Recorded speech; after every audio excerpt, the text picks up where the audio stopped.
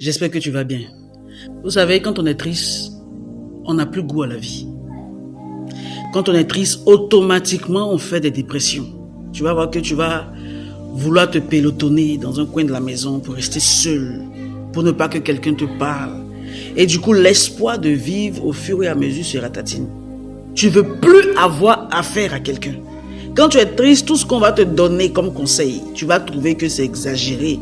Tu vas trouver que les gens ne te comprennent pas. Tu ne peux jamais sentir la présence de Dieu quand tu es triste. Ça a été le cas pour ces deux disciples qui étaient en train de parler sur la route de Maïs. La Bible dit qu'ils étaient tout tristes parce qu'on parlait de ce que Jésus n'était pas ressuscité, de ce qu'il était ressuscité et qu'on ne l'avait pas vu. Et ça les attristait. Et pendant qu'ils parlaient, la Bible dit que Jésus s'approcha d'eux. Mais ils n'ont pas pu le reconnaître. Les yeux les empêchaient même de les reconnaître. Pourquoi? Parce qu'ils étaient tout tristes. C'est pourquoi il est important d'évacuer. C'est-à-dire comment tu vas t'arranger, parce que la tristesse ne peut jamais t'emmener à sentir la présence de Dieu.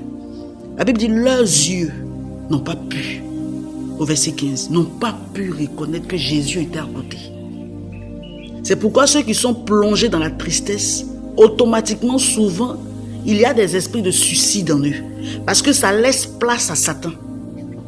C'est dans la tristesse là que Satan va commencer à te rappeler que Jésus n'existe pas, que tout le monde ne t'aime pas, que Jésus ne t'a jamais aimé. Leur affaire là même là, c'est pas vrai.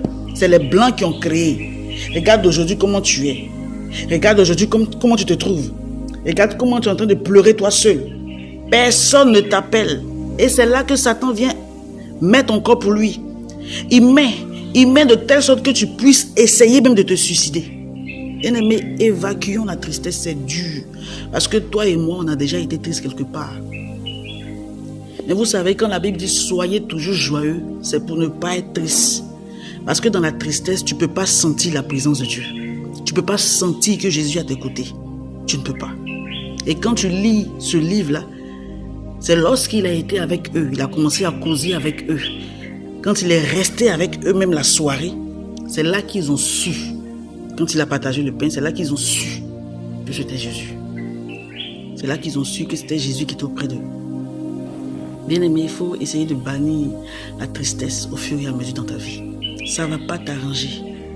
Au contraire, ça va t'envoyer de vilaines idées, de mauvaises idées. Tu vas penser que tu es seul au monde et tu ne peux jamais sentir la présence de Dieu. Tel a été les deux disciples sur la route de Maïs. Dieu te bénisse.